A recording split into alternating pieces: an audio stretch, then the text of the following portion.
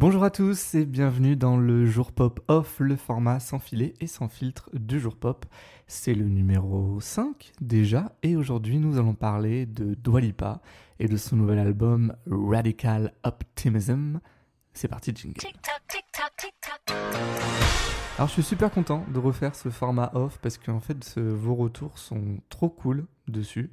Et en particulier évidemment sur l'épisode que j'ai fait sur Mylène Farmer et son best-of Remix XL. Et surtout sur les coulisses j'allais dire les coulisses de l'industrie, pour qui je me prends. Non, sur un peu le côté un peu business, voilà, qui entoure l'œuvre de Mylène Farmer. Et comme vous aviez bien aimé aussi le débrief de l'album de Beyoncé, d'ailleurs, qui se souvient de l'album de Beyoncé? Bon, je vais peut-être en reparler plus tard. Je m'étais dit que c'était sympa de garder ce format pour débriefer les nouvelles sorties. Et Dua Lipa est arrivé avec son 3e album comme ça sur un plateau d'argent. Il y a beaucoup de choses à dire sur Dua Lipa déjà, sur cet album. Alors je vous dis que cet épisode il est sans filet, mais quand même quelques jours avant de le faire, je me dis sous quel angle un peu aborder le sujet. Et je me suis dit que j'allais peut-être l'appeler cet épisode Dua Lipa est une pop star à l'ancienne.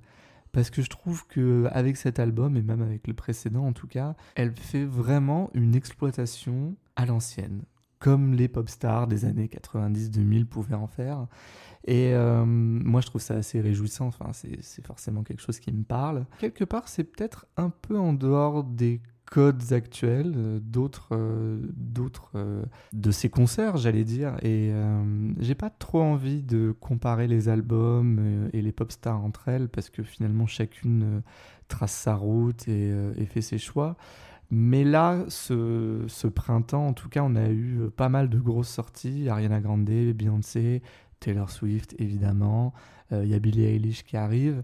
Et forcément, quand on est amateur de pop, comme je le suis, comme vous l'êtes, on écoute tous ces disques et on les compare, forcément. Et justement, là où Dua Lipa, pour moi, se distingue de ses concerts, c'est que vraiment, elle a fait, en tout cas depuis, quand est-ce qu'est sorti Houdini? Houdini est sorti en novembre, je crois, une exploitation, je trouve, assez impeccable. Et paradoxalement, alors ça, je suis tombé des nues, je traînais sur les réseaux sociaux et en particulier sur Twitter, ce que je ne devrais pas faire parce que c'est vraiment de la merde, mais bon bref, je voyais plein de tweets disant que cette exploitation n'avait aucun sens, que cet album n'avait aucun sens, la cover n'avait aucun sens par rapport au thème d'Houdini ou de Training Sessions. Donc j'avoue que je ne comprenais pas et je me suis dit que peut-être une nouvelle génération d'amateurs de pop n'avait pas les mêmes attentes que nous, millennials, qui avons connu les CD, les clips sur MTV, etc. Parce que Dua Lipa, faut dire que moi j'ai adoré toute l'exploitation de cet album depuis la fin d'année. C'est-à-dire qu'on a eu 3 clips déjà, 3 excellents clips. Moi j'adore les 3 clips qui sont certes dans 3 univers assez différents, mais qui finalement ressemblent aussi à Dua Lipa. Mais qui fait 3 clips aujourd'hui? C'est-à-dire qu'Ariana Grande a arrêté l'exploitation au bout de 2 clips. Taylor Swift en a sorti un et je doute qu'il y en ait un deuxième, ou peut-être, mais là elle était en pleine tournée européenne. Beyoncé, elle fait même plus de clips, tout simplement. Voilà. Je parle des clips, mais il y a aussi les prestations. Dua Lipa, elle a chanté aux Grammys, elle a chanté aux Brits. Aucune de ses concerts ne l'a fait. Donc moi, et en plus elle s'est donnée, enfin vraiment, il y a une vraie mise en scène, elle danse maintenant, ce qui n'était pas le cas au début, parce que Dua Lipa n'a jamais été une danseuse, elle n'a pas été connue comme ça, en tout cas à ses débuts, on s'est même moqué d'elle pour ça. Et franchement, ça fait plaisir de voir une pop star, excusez-moi, qui s'investit aussi à défendre son projet. Donc je comprenais pas trop les critiques. Et puis, évidemment, après, tout le monde dit que ça flop parce que ça fait pas des chiffres de streaming, etc. Enfin bon, si aujourd'hui aimer la pop, c'est aimer les chiffres sur Spotify, c'est un peu dommage, quoi. Mais bon, je pense que, en tout cas, c'est pas ce que je défends, en tout cas, dans mon contenu. Et je crois que vous qui m'écoutez, vous n'êtes pas à fond là-dedans non plus. Donc nous sommes bien ensemble. et du coup, nous allons parler de ce nouvel album. Mais j'aimerais aussi, évidemment, reparler un peu de qui est Dua Lipa. Moi, Dua Lipa, je l'ai découverte en 2016, je crois. J'avais eu un coup de cœur incroyable pour son single Hotter Than Hell, plus chaude que l'enfer, hein, tout un programme évidemment. Je trouvais ça sympathique. Son premier album, je l'ai trouvé très sympathique aussi. Mais voilà, c'était juste sympa. C'était une nouvelle pop star parmi toute une pléiade d'autres pop stars qui émergeaient comme ça dans la deuxième moitié des années 2010 parce que il y a eu un vrai renouvellement à ce moment-là, c'est-à-dire que 2016 finalement Katy Perry était vraiment là sur le déclin, j'allais dire, elle allait enchaîner sur Witness. Lady Gaga faisait une vraie rupture avec son style en sortant de Joanne. Rihanna, on ne le savait pas encore, sortait son dernier album. Et Beyoncé commençait à partir dans une autre sphère. Voilà, pour un peu situer les grosses têtes d'affiche des années 2000-2010. Et là, on a Ariana Grande qui sort Dangerous Woman, etc. Donc, il y a un vrai renouveau, en tout cas, de la pop à ce moment-là. Et Dua Lipa s'inscrivait là-dedans. Et en tant que amateur de pop, je m'étais intéressé à ce qu'elle faisait. Et j'avais été la voir, je me souviens, c'était au Yo-Yo à Paris. Ça coûtait 25 balles, c'était une petite salle, elle avait un petit écran géant et elle avait 2 danseuses. Et c'était... je crois qu'elle n'avait pas de danseuse, je sais pas si elle avait des danseuses, il y a des choristes, enfin c'était un tout petit format quoi. Et elle avait qu'un album, elle avait 15 succès qui étaient New Rules, qui avait un peu percé comme ça grâce à son clip. Et là aussi, voilà, grâce à New Rules, elle a été propulsée vraiment en radio. Il y a eu ensuite le feat avec Calvin Harris sur One Kiss, j'allais dire One Love, non, One Kiss. Et là, après, la sauce a pris. Et l'explosion a eu lieu avec Future Nostalgia, évidemment, qui est un excellent album, qui est un vrai, je trouve, en tout cas, marqueur générationnel dans la pop. Moi, c'est mon album de Covid aussi. Il est sorti à ce moment-là, je me souviens, et c'était une espèce de bulle réconfortante dans ces temps un peu sombres. Et là, Dua Lipa est devenue une vraie pop star de premier plan. La tournée qui a suivi n'avait absolument rien à voir avec le spectacle que j'avais vu en 2017 au Yo-Yo. Là, on était sur un vrai show de pop star, comme il se doit, c'est-à-dire avec des tableaux, des changements de costumes, des danseurs, etc. Mais tout était dans le cahier des charges de la pop star. Et je trouve que Dua Lipa, c'est la pop star parfaite. Voilà, c'est-à-dire que elle a, comment dire, elle a bien appris sa leçon, si je puis dire. C'est-à-dire qu'elle a des références, elle a une vision et elle a aussi un côté aussi très européen, je trouve, dans sa façon de faire. Je ne sais pas comment le décrire, mais je trouve que par rapport aux autres pop stars que peuvent être, moi je pense à Ariana Grande parce qu'elles ont un peu explosé au même moment, même si Ariana Grande a connu un succès un peu plus en amont que Dua Lipa, mais ou même qu'une Billie Eilish, ça qui est dans un autre style. Mais je trouve que Dua Lipa, elle a ce petit charme européen que n'ont pas ses concerts. Elle a aussi ce fait qu'elle fait de la pop assez feel good. Voilà, il faut se le dire. Il y a un créneau comme ça de pop feel good dont s'est emparée Dua Lipa. Et elle est parfaite quand elle fait la BO de Barbie, par exemple. Et Dance the Night est un tube incroyable. Et même si, elle a l'air de le faire d'une façon tellement simple, comme si ça coulait dans ses gènes, en fait. Et je comprends son succès aujourd'hui. Parce que, finalement, qui n'aime pas Dua Lipa ? Qui vient me dire « Ah non, Dua Lipa, je peux pas me la voir ». Personne, parce qu'elle est absolument pas clivante. Qu'est-ce qui pourrait être clivant chez Dua Lipa ? Elle a même un book club, elle a lancé une newsletter, je veux dire, une newsletter un peu inclusive, diversité, etc. Je veux dire, elle coche toutes les cases. Voilà, donc il y a ce côté où finalement, Dua Lipa, tout le monde l'aime. Mais bon, quand tout le monde aime quelque chose, finalement, il n'y a pas ce truc un peu, j'allais dire un peu piquant derrière qui fait que Ben, vous savez, voilà, quand on regarde un film ou surtout une série ou même une télé-réalité, il y a toujours ce personnage un peu agaçant mais qu'on adore détester. Voilà, moi par exemple, c'est La famille de l'agence. Je sais pas si vous voyez cette émission d'une famille d'agents immobiliers qui sont toujours habillés en lin beige et qui font visiter des baraques de malades. Et y a que des mecs, enfin c'est que des fils avec les deux parents, enfin bref.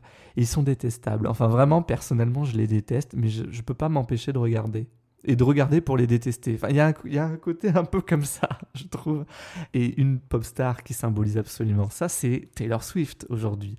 Taylor Swift a un capital, j'allais dire, détestation tellement fort que finalement, ça ne fait qu'accroître sa popularité. Et Dua Lipa est pas détestable du tout, mais Dua Lipa est aussi très générique. Voilà, il y a ce côté-là, et ça me fait doucement glisser vers Radical Optimism. Je sais pas si je le dis bien, mais bon, bref. Cet album, eh ben, quand je l'ai écouté vendredi, quand il est sorti, je me suis dit, c'est quand même assez générique. Bah, tout passe bien, mais est-ce qu'on y revient nécessairement? Passer les 3 singles, Houdini, Training Sessions et Illusion, que je trouve absolument géniaux, bah, je me suis dit, finalement, l'album est très agréable, mais est-ce qu'il y a ce petit truc qui m'accroche? Alors oui et non. Alors déjà, première grande qualité de l'album de Dua Lipa, il est court. Il fait 36 minutes, il y a, je crois, 12 ou 13 chansons. Quand je vous avais parlé de l'album de Beyoncé, je vous ai dit, mais il est beaucoup trop long.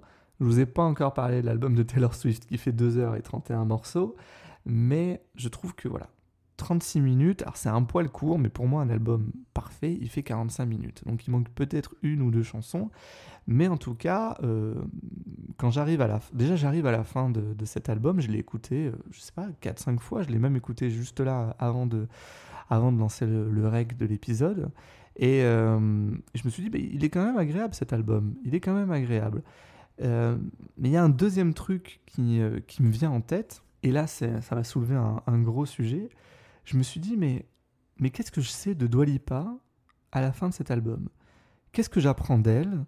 Qu'est-ce que, qu'est-ce qui crée du lien en fait avec elle dans ce qu'elle raconte? Parce que c'est un album, le concept en gros de ce titre, Optimisme radical, c'est que c'est un album qui parle pas mal de rupture, qui parle pas mal de chamboulements émotionnels. Enfin bon, c'est le nid de la pop, hein, ça.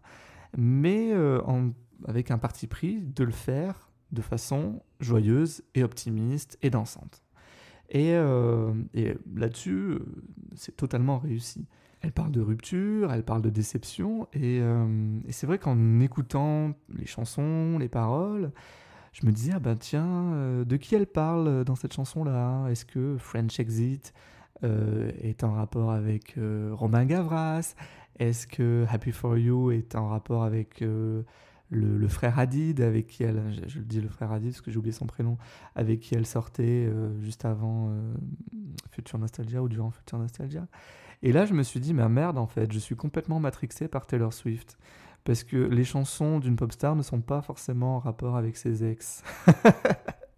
Et une pop star n'est pas forcément obligée de faire de sa vie et de ses relations amoureuses le terreau de ses chansons.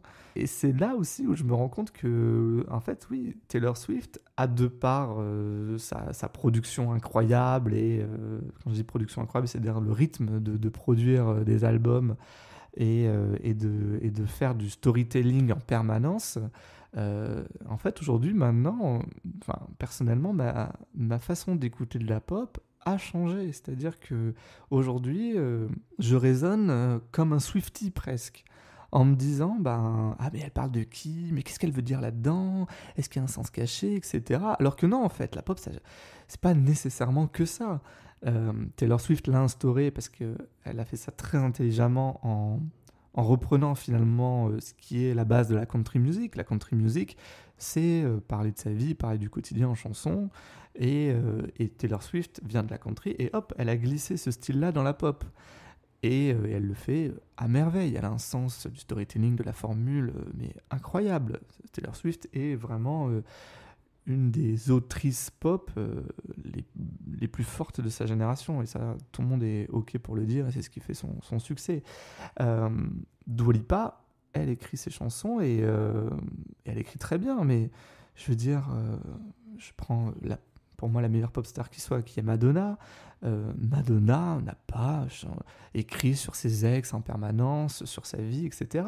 Quand j'écoute Madonna, ce que j'ai envie en tout cas de m'approprier, c'est une part de rêve, c'est une part d'univers, c'est une part de sa personnalité, c'est pas une part de son histoire. Voilà, c'est ça que je veux dire. Et Taylor Swift, elle est dans je donne mon histoire, et dedans on peut s'identifier, piquer comme ça des chansons dans lesquelles on peut aussi s'approprier son histoire à travers la nôtre. Bon, Dua Lipa, elle n'est pas là-dedans. Voilà. Et malheureusement, quand j'ai fini d'écouter Radical Optimism, je me suis dit, mais merde en fait. Qu'est-ce que Dua Lipa, elle va m'apporter dans ma vie? Quelle chanson je peux écouter quand j'ai un chagrin d'amour ou autre? Enfin, mais c'est pas comme ça qu'il faut raisonner. C'est pas comme ça. C'est-à-dire qu'elle a une proposition qui est totalement différente, et il faut se l'approprier comme telle. Et je reviens sur mon propos du début, où je trouve que finalement Dua Lipa a fait un album pop à l'ancienne, et c'est un très bon album pop. Voilà, je trouve que après plusieurs écoutes, après l'avoir finalement bien assimilé, je trouve qu'il est très réussi. Et c'est un album solaire, un album d'été, alors sa pochette ne trompe pas là-dessus. Et dans sa réception, il me fait un peu penser à Solar Power de Lorde, c'est-à-dire, pas dans son style, hein, dans la façon dont il a été reçu par le public. C'est-à-dire qu'après un chef-d'œuvre, que ce soit Mélodrama ou Future Nostalgia, elles sont toutes les deux allées vers quelque chose de solaire, presque d'optimiste, et ça a vraiment décontenancé pas mal de leur public, en tout cas, et il y a eu des critiques très dures, et j'ai trouvé très injustes vis-à-vis de ces deux albums, qui sont pour moi tous les deux réussis. Et si on plonge, alors j'allais dire pas dans la piscine où il y a le requin, mais dans les crédits déjà de Radical Optimism, pour savoir un peu avec qui elle a travaillé, le premier nom qui vient, c'est Kevin Parker du groupe Tame Impala. Moi j'aime beaucoup Tame Impala, j'aime beaucoup ce que fait Kevin Parker, je suis très content qu'elle soit allée vers lui. Moi je trouve que Houdini et Training Station, j'arrête pas de dire Training Stations depuis tout à l'heure, mais en fait c'est Training Season. Je sais pas pourquoi j'appelle cette chanson Training Stations, mais bon, ça c'est un de mes grands secrets que je ne vous dis pas, c'est que je suis incapable de retenir un titre, et en plus des paroles. Donc vous ne me verrez jamais chez Nagui, parce que moi j'oublie tout le temps les paroles et j'oublie tout le temps les titres. Voilà, donc je mélange toujours, etc. Donc oui, c'est Training Season. Voilà. Bref, du coup, donc j'adore ces deux singles. Je suis un grand fan de Perfect Illusion de Lady Gaga, un des seuls, j'ai l'impression, parce que Mamel, je crois qu'elle n'aime plus cette chanson, mais parce qu'elle a un peu floppé. Mais en tout cas, il fait un travail sur les basses absolument génial. Donc gros fan de Kevin Parker, très content finalement qu'elle travaille avec lui. Moi j'adore vraiment, il a travaillé en plus des deux singles que j'ai cités, il a travaillé sur Illusion, le troisième single, deux très bons titres qui sont Whatchadowing et French Exit, et le dernier Happy For You, qui est une très belle conclusion de l'album. Il a aussi fait le premier Hand of an Era. Je vous dis ça parce que j'ai la tracklist sous les yeux, hein. Je dis pas ça de tête parce que je suis incapable de le faire. J'aime pas du tout cette chanson. Alors vraiment, voilà, c'est-à-dire que en tant qu'entrée en matière, j'ai l'impression d'être, je sais pas si vous avez la référence, mais une chanson de Lynn Renaud qui s'appelle Bananas Island. Ben, ça me fait un peu penser à ça, et je suis pas du tout fan de ce titre. Mais il y a un truc que j'aime bien, c'est-à-dire que c'est un titre alors hyper joyeux, c'est les cocotiers, c'est la plage, etc. Les paroles sont hyper déprimantes. Alors j'aime bien le mélange, m'amuse un peu, mais vraiment je le zappe. C'est-à-dire que dès que j'écoute l'album, je commence par Houdini, parce que c'est pas des sonorités qui me plaisent, tout simplement. Voilà. Et on va aller directement sur le deuxième titre que je zappe, c'est Anything for Love. Alors heureusement, il dure que 2 minutes 20. Voilà, c'est un titre qu'elle a fait avec notamment Julia Michaels. Je suis pas hyper fan de ce que réalise Julia Michaels. Donc finalement, voilà, c'est un titre que j'ai pas trop accroché. Je trouve que c'est un peu le skip de l'album, comme disent les jeunes. Ça fait 2 titres sur 11, donc il en reste 9. 9 très bons titres. Très très bons titres. Je trouve que l'enchaînement These Walls, qui a été fait avec Andrew Wyatt. Andrew Wyatt qui a travaillé sur la chanson de Barbie, Dance Tonight, Dance the Night. Ouais, alors, depuis que je vous ai dévoilé mon secret, c'est plus possible. La chanson de Barbie, bref. Et Shallow, évidemment, de Lady Gaga. These Walls, j'adore ce titre. Je trouve que c'est probablement celui qui se démarque le plus de l'album à sa première écoute. Voilà, ça parle de rupture, ça parle que finalement les 4 murs dans lesquels on vit sont les témoins, par exemple, de disputes, etc. C'est voilà, une chanson pop assez déprimante, mais emmenée de façon optimiste qui symbolise très bien cet album. What You Doing, French Exit, voilà, ce trio comme ça de non-single est vraiment très réussi. French Exit, évidemment, ce qui fait sa petite touche en plus, j'allais dire, c'est le côté où elle susurre quelques mots en français. Et quand on est francophone, ça fait toujours un peu plaisir, voilà, d'entendre des pop stars chanter en français, que ce soit Lady Gaga sur Bad Romance, Britney Spears sur Coupure électrique. Non, je rigole pour celle-là, c'est vraiment de la merde cette chanson. Bon, bref. Et quand on se dirige vers la fin de l'album, alors il y a un autre titre qui rencontre vraiment les grandes faveurs du public, c'est Falling Forever. Et alors moi j'accroche moins, c'est un titre qui est très europop, je pense qu'il serait un carton à l'Eurovision. C'est moins ce que j'aime, mais je comprends en tout cas son côté vraiment hyper efficace.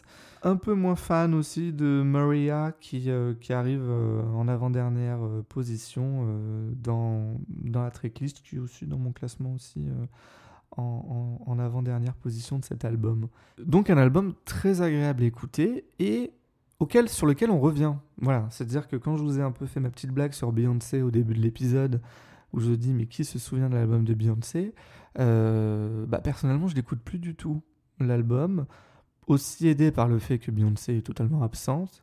J'ai l'impression que tout le monde est passé à autre chose. Tout le monde est passé à Taylor Swift, tout le monde est passé à Dua Lipa, tout le monde va passer à Billie Eilish.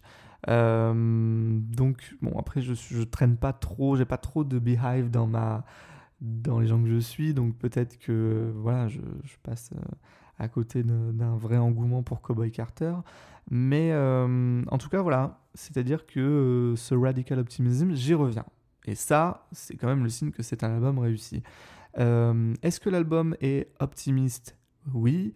Est-ce qu'il est radical ? Évidemment que non. C'est-à-dire que dans son style, dans ses productions, cet album est tout de même assez sage.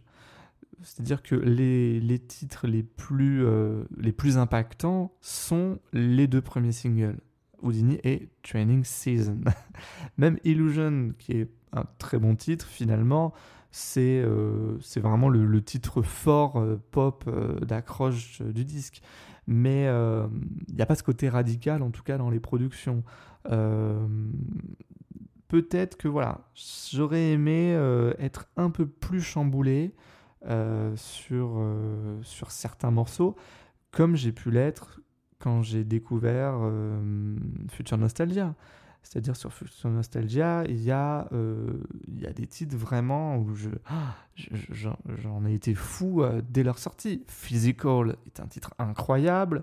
Love Again aussi. Moi j'avais adoré ce titre à sa sortie. Mais Dua Lipa, c'est une artiste... comment dire, c'est un peu une marathonienne. Là où beaucoup d'autres sont des sprinteuses, Dua Lipa, ses chansons, elles s'installent doucement, mais on les oublie pas, on y revient. Voilà, et c'était le cas de Don't Start Now. Vraiment, quand le single est sorti, c'est le premier single de Future Nostalgia. Bon, ben, il n'a pas fait mouche, mais finalement, il s'est installé et aujourd'hui, je crois qu'il a plusieurs milliards d'écoutes. Et Houdini, c'est pareil. Houdini est sorti en novembre. Et depuis novembre, eh ben, la chanson est toujours aussi efficace. Je sais, on peut pas en dire autant, par exemple, de Yes Hand d'Ariana Grande. Force est de constater que Dua Lipa réussit à faire des chansons populaires. Et c'est en ça que elle se distingue vraiment de sa concurrence. C'est même pas de la concurrence, en fait, parce que ça ne sont pas les unes contre les autres. Faut que j'essaye de sortir ça de ma tête. Non, elles coexistent, ce sont ses collègues.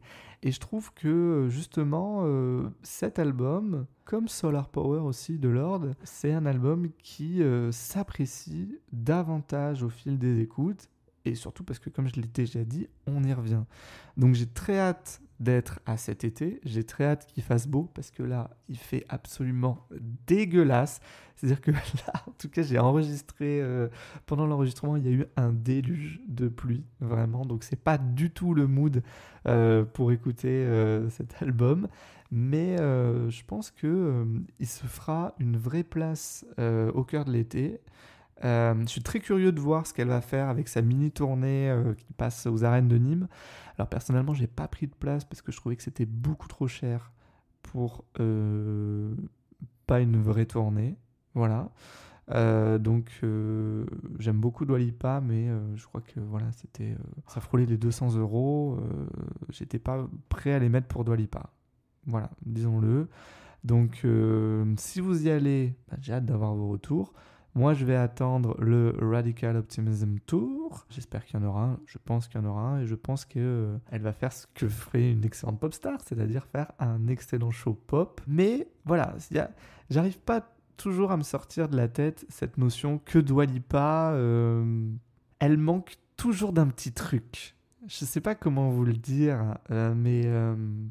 je vous ai demandé avant de faire cet épisode ce que vous aviez pensé de cet album, et j'ai eu pas mal de retours qui me disaient que c'était quand même assez générique. Et c'est vrai que Dua Lipa, ben, en fait, j'y reviens, elle est pas du tout clivante, donc elle fait des chansons qui plaisent à tout le monde. Mais j'aurais aimé justement voilà, un peu plus de radicalité dans ce qu'elle propose. Ça lui correspond pas non plus. Dua Lipa, c'est la bonne copine. On a tous envie de faire de la pétanque avec Dua Lipa et Jacques Mus à Saint-Paul-de-Vence. Voilà quoi. Quelque part, ça lui va bien aussi. J'ai pas envie d'avoir des exigences en disant oh là là, j'aimerais qu'elle soit comme ci, comme ça. Et je trouve que ce qu'elle propose aujourd'hui, c'est la pop mainstream la plus intéressante qui soit. Voilà. Je mets quand même aussi Ariana Grande dans le lot parce que j'ai trouvé son album Eternal Sunshine absolument réussi. Et ça, je vous en avais déjà parlé. Donc voilà, grosso modo, mon avis sur Radical Optimism. Si je vous fais un petit top, allez, je vous fais un petit top et j'ai hâte d'avoir le vôtre aussi, de savoir ce que vous en pensez. Je dirais que, Houdini pour moi reste vraiment chanson géniale. Training Season aussi, donc bon, ça fait quand même les deux singles, mais je vais quand même garder, moi, This Waltz, What Ya Doing et French Exit et Illusion. En fait, voilà, c'est-à-dire de la piste 2 à la piste 8, c'est un sans faute pour moi et je prends un plaisir incroyable à écouter. Donc finalement, ça fait quasiment plus de la moitié de l'album. Donc c'est validé de mon côté. Hein. Si Dua Lipa attendait ma validation, tu l'as, ma puce. Donc c'était mon avis à chaud de Radical Optimism. J'espère que ça vous a un peu intéressé. Et surtout, j'ai hâte d'avoir vos ressentis aussi. Donc n'hésitez pas, mes DM sont ouverts, vous le savez. Instagram, X, TikTok, tout ce que vous voulez. Et surtout, n'hésitez pas aussi à me laisser des commentaires sur Spotify. Parce que je trouve ça super cool d'avoir, parce qu'en fait sur Spotify vous pouvez commenter chaque épisode, donc si ça vous a plu, n'hésitez pas et puis laissez des étoiles parce que justement ça fait remonter un peu le podcast dans les suggestions et comme ça Spotify s'intéressera un peu à ce que je fais pour me mettre en avant. Voilà. En tout cas, merci d'être toujours fidèle à ce que je fais. Et merci de m'écouter en vitesse x1, x2, x1,5. Parce qu'on m'a dit qu'on m'écoutait en vitesse rapide aussi. Et que ce format, ça vous plaisait bien. Parce que comme il n'y avait pas d'extraits musicaux, et vous pouviez m'écouter très rapidement. Donc voilà.